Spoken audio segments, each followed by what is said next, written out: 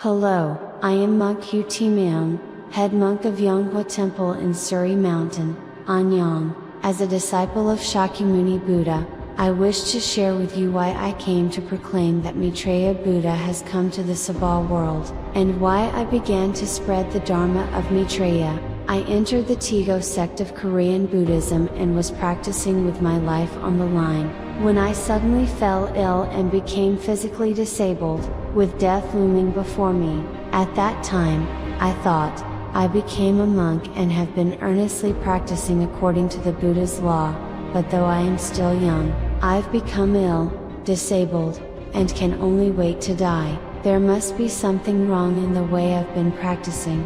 I wondered what that could be, and I clung only to Shakyamuni Buddha, weeping every day and begging him to teach me. However, the monks who had shared meals with me for 10 years, once I became too sick to work, told me not to eat the Buddha's offering rice for free and to leave the temple and return to secular life at once. At that time, the ill monks could not bear the abuse and all left the temple, but I did not disrobe.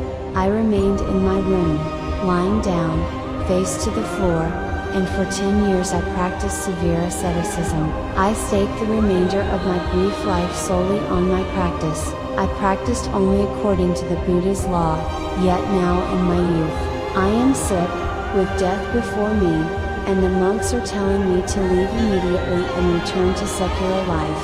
Shakyamuni Buddha, why are you abandoning me? I cried out. When I was healthy, they made me work all day in the temple, but now that I am sick and can no longer work, why are you abandoning me? Why do you not take responsibility for your disciple? I wept in anguish, because the monks constantly told me to leave the temple. I couldn't go out to eat even when it was time, so after 9 p.m., when everyone was asleep, I would sneak to the kitchen, fill a steel bowl with cold rice and some kimchi, and secretly bring it back to my room. I ate half at night and left the rest outside the window to eat in the morning, but in summer, that rice would spoil by morning. I couldn't die while still alive, so I clung only to Buddha, eating that spoiled rice that not even a dog would eat, and continued my practice. In winter, the rice left outside would freeze solid. As I bit into the frozen rice, the grains would roll around in my mouth, and I had no hot water in my room. If I went outside, they would yell at me to leave immediately, so I just sat there, chewing the frozen rice inside the room. As the frozen grains rolled in my mouth, I chewed and swallowed them while crying in anguish. I practiced diligently according to the Buddha's law. Am I to die at this young age?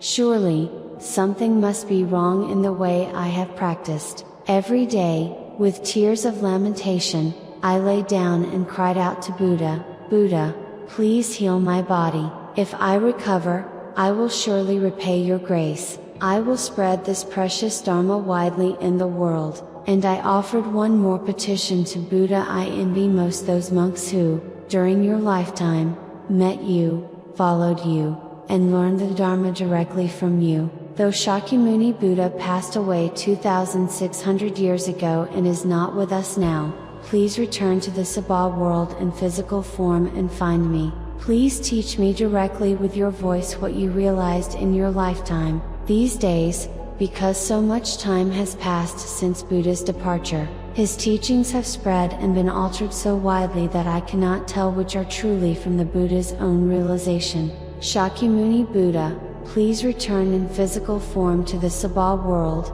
find me, your disciple, and preach to me the Dharma that you realized. Then, surprisingly, Shakyamuni Buddha called my name, saying Hu, and said, if you wait just 11 months more, Maitreya Buddha will come to get monk Hu. Shakyamuni Buddha heard the sound of my wailing and guided me to the Maitreya Buddha who came to the Sabal world. Having met Maitreya Buddha through the guidance of Shakyamuni Buddha like that, I went to Maitreya Buddha and said, my younger brother monk and I have suddenly fallen ill at the same time and are both dying now, but no matter how much I think, I do not know the reason. Maitreya Buddha said to me, if you and your younger brother monk receive the ancestor Chindo ceremony from me, just once, you will recover completely and become healthy. So, hearing Maitreya Buddha's words, I was surprised and said, at the temple, where I became a priest,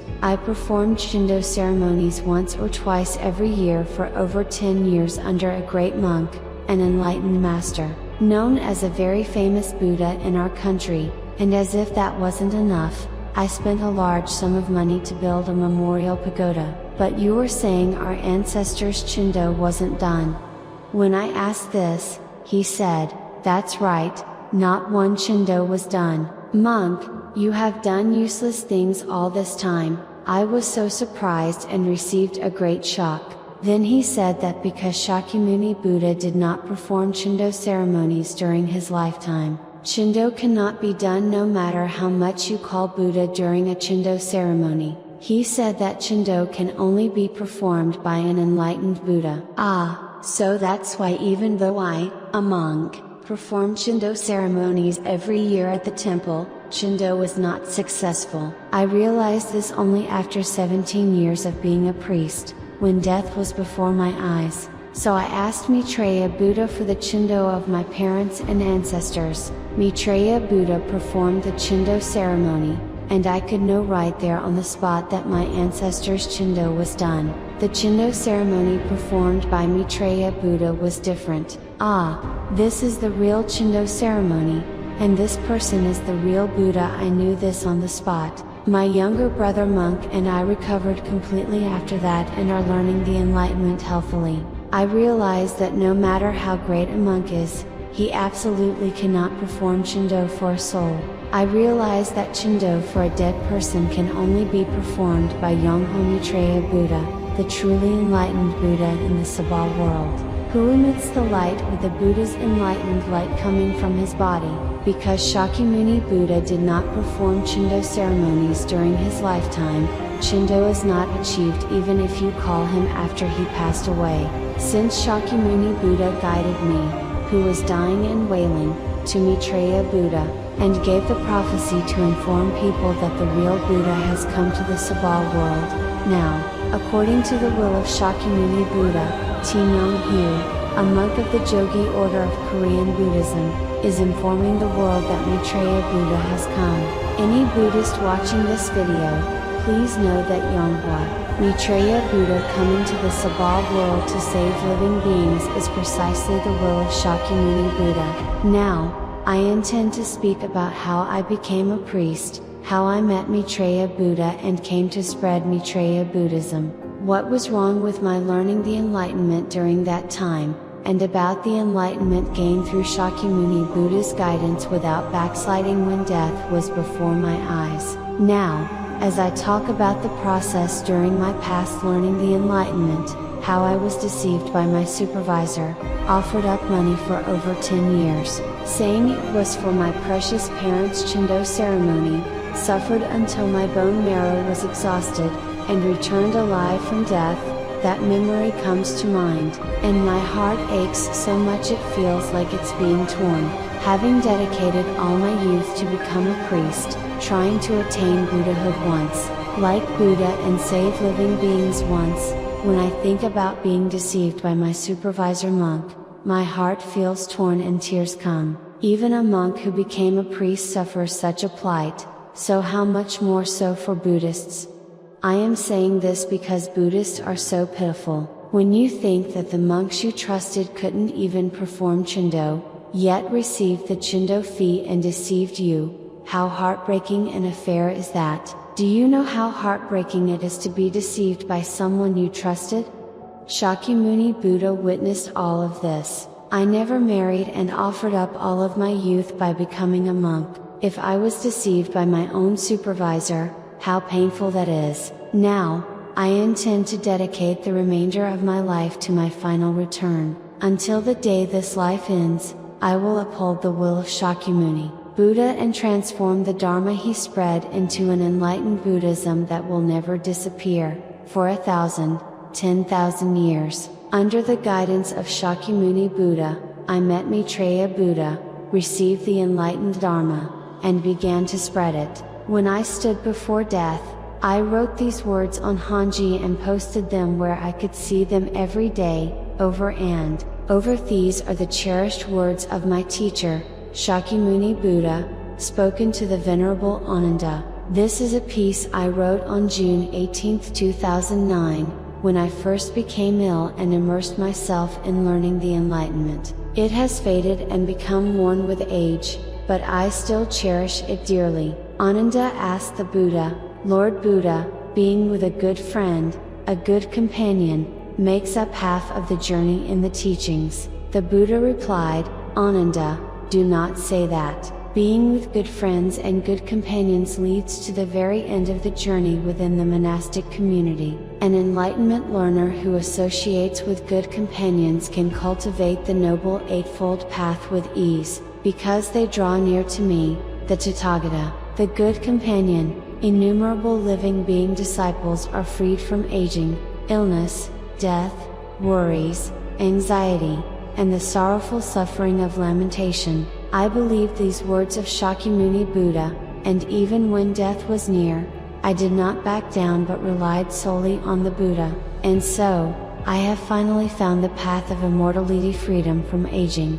illness, death, worries, anxiety, and the sorrowful suffering of lamentation. That path was found within the complete Gong thought of Yongpa Maitreya Buddha. This was possible only because I stayed close to the great teacher, Shakyamuni Buddha, and so I offer gratitude and praise to Shakyamuni Buddha, and I now declare that the true Buddha of the Sabha world, Yongpa Maitreya Buddha, has come.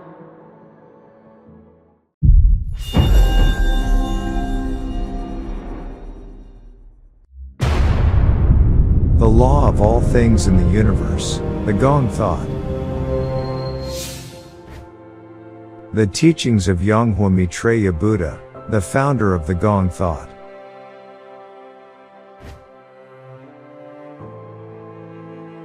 An enlightened Buddha emits light from his body and saves living beings with Buddha's enlightened light. The light of the sun that creates all things is Buddha's enlightened light. And only the Buddha's enlightened light of an enlightened Buddha can make humans reincarnate. The Buddha's enlightened light of the living Buddha. That is precisely the Gong thought.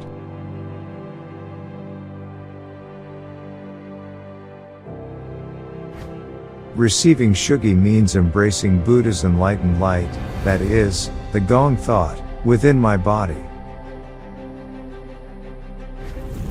After death, there is no samsara, only everything becomes extinct. If you receive Shugi with the Buddha's enlightened light of an enlightened Buddha, you will have eyes that can see the Yonghua world even after death. Chendo and Shugi are only possible through the Buddha's enlightened light of an enlightened Buddha. Don't receive Chendo after death. Receive Shugi while you are alive. Believe and follow only what you can see, hear, and confirm. The dead cannot arise interdependently, only the living can arise interdependently. Just as gold cannot be made artificially, a Buddha comes as a Buddha from the beginning. And a living being cannot become a Buddha through prayer or Zen meditation. However, those who have received Shugi can receive Buddha's enlightened light and become living Buddhas. All these Gong thought were created by Yongpa Maitreya Buddha. Like the sky and the earth, the sea and the mountains, the source of life and creation, the limitless and eternal truth, the Gong thought.